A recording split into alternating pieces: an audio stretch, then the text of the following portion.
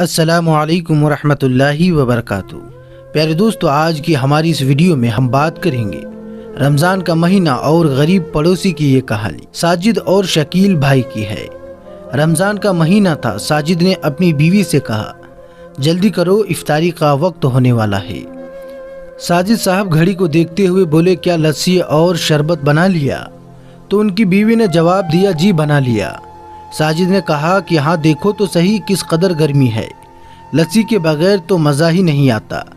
اس کے بعد میں بیوی نے بچوں کے ساتھ میں مل کر ایک ایک چیز دسترخوان پر سجانا شروع کر دی۔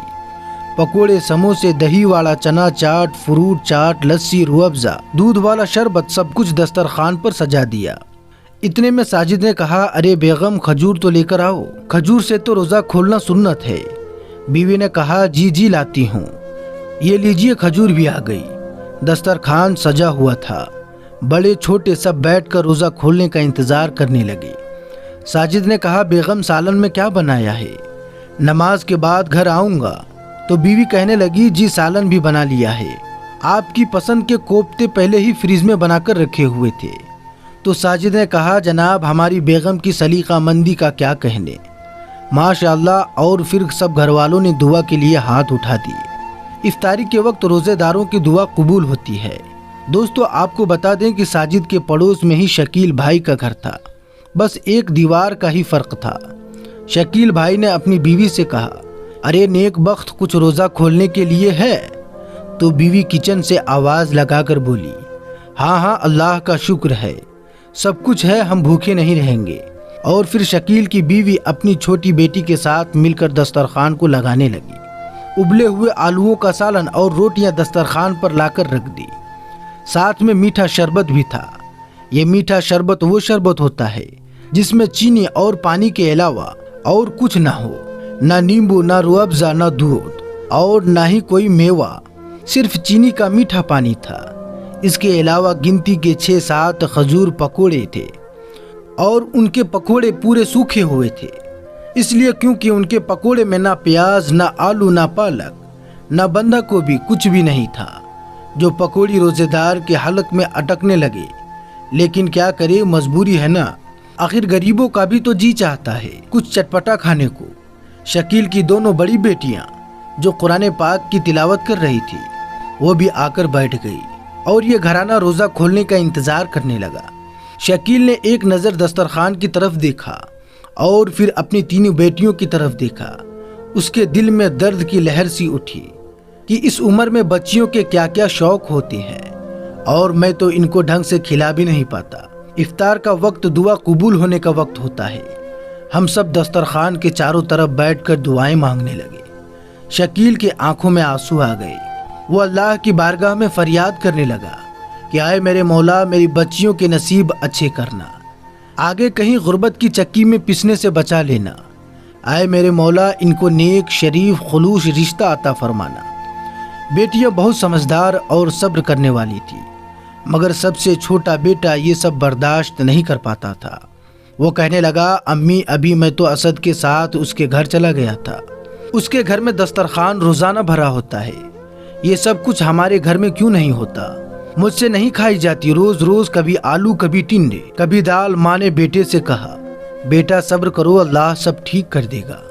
بیٹا کہنے لگا، امی صبر تو کرتا ہوں، لیکن ہفتے میں ایک دفعہ تو اچھا کھلا دیا کریں، کبھی شربت میں روح افزا تو ڈال دیا کریں، کبھی گوشت یا مرغے کا سالن بنا لیا کریں۔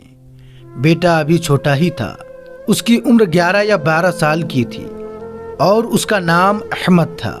ماں کا کلیجہ تڑپ اٹھا۔ اس نے بڑھ کر احمد کو سینے سے لگا لیا اور خود بھی سسک سسک کر رونے لگی، اور کہنے لگی، صبر کر میرے لال، اللہ نے صبر کرنے والوں کے لیے جنت بنائی ہے، وہاں سب کچھ ملے گا، بیٹا صبر کرو۔ بیٹا بھی ماں کے سینے سے لگ کر پھوٹ پھوٹ کر ہچکیاں بھرنے لگا۔ اس کی عمر 11 یا 12 سال کی ہی تھی، لیکن روزے سب پورے آ رہے تھے۔ آج نہ جانے وہ ایسا کیوں بکھرا کہ سنبھلنا ہی مشکل ہو گیا۔ بچیاں بھی اندر ہی اندر گھٹ رہی تھی، لیکن حالات کو سمجھتی تھی، اس لیے کبھی کچھ بھی نہیں کہتی تھی کہ امی جان، صرف افطار کی کیا بات ہے، سحری میں بھی تو سوکھی روٹیاں نہیں کھائی جاتی، سحری میں 2 چمچ دہی ہمیں بھی مل جایا کرے تو ہماری کیا بات ہو۔ पड़ोसन बता रही थी कि सहरी में दही खाने से प्यास नहीं लगती। वो अंदर ही अंदर न जाने क्या क्या सोच रही थी। छोटी बेटी भी आसमान की तरफ देखने लगी। इस्लाम में तो कहा है कि अल्लाह की राह में खर्च करो।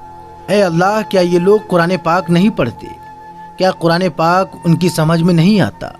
तो फिर ये लोग क्यों अल्लाह की राह में खर्च नहीं करते?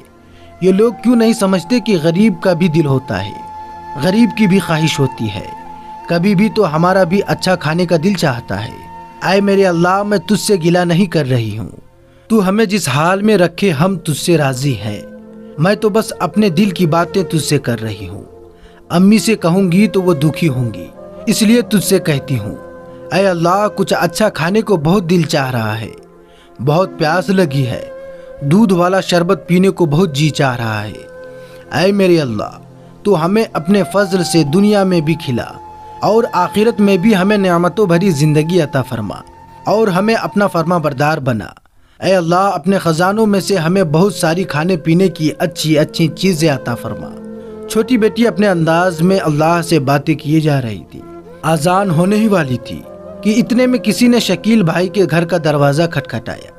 शकील भाई ने दरवाजे पर जाकर देखा तो साजिद साहब खाने की एक बड़ी सी प्लेट लिए खड़े हुए थे। साथ में उनका बेटा भी शरबत का जग लिए हुए खड़ा था। साजिद साहब वही थे जिनके बारे में हमने आपसे शुरू में बताया था। शकील भाई तो हैरान रह गए। साजिद साहब ने आगे बढ़कर सामान नीचे रख दिया और शकील भाई के हाथ पकड़कर खड़े हो गए कि मुझे माफ़ करना दोस्त, साथ में रहते हुए भी कि मैं तुम्हारे हुकूक से गाफिल रहा। अभी मेरे बेटे असद के जिद करने पर आइसक्रीम लेने जा रहा था तो गली से गुजरते हुए आपके बेटे की रोती हुई आवाज़ ने मेरे कदमों को जकड़ लिया।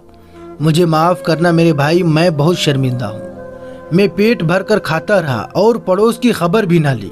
अल्लाह मुझे माफ़ करे। फिर साजिद ने एक लिफाफा जेब से निकाला और शकील भाई की जेब में ज़बरदस्ती डाल दिया और कहा, ये मेरी तरफ से तुम्हारे बच्चों के लिए शकील भाई, इनकी इफ्तारी सहरी की दावत और बाकी रमज़ान मेरी तरफ से है। साजिद साहब के पलटते ही आज़ान शुरू हो गई और अहमद खुशी खुशी रूअफ़ज़ा वाला दूध का शरबत पीने लगा और छोटी बेटी तो इतनी खुश थी कि बस नहीं चल रहा था कि अपने अल्लाह पर कुर्बान हो जाए। वो कितना करीम है कि कोई उससे सच्चे दिल से पुकारे। तो सही तो दोस्तों, रमज़ान में अपने आसपास के गांव, मोहल्ले, बस्ती में देखें, पड़ोसियों को देखें, कहीं कोई ज़रूरतमंद तो नहीं। बहुत से लोग रूखी सूखी खाकर रोज़ा रखते हैं और इस इफ्तारी में भी उन्हें ज़्यादा कुछ नहीं मिल पाता। तो आप बिना दिखावे के लोगों की मदद करें। अल्लाह पाक हमें कहने सुनने से ज़्यादा अमल की तौफीक अता फरमाए और हमने जो बातें बताई आपसे पहले मुझे अमल करने की तौफीक अता फरमाए। अल्लाह पाक इस रमज़ान के महीने की बरकत से तमाम दुनिया वालों को फैज़ व बरक़ात हासिल हो। अल्लाह ताला इस रमज़ान के महीने में तमाम को नमाज़ पंजगाना पढ़ने की तौफीक अता फरमाए। आमीन सुम्मा आमीन।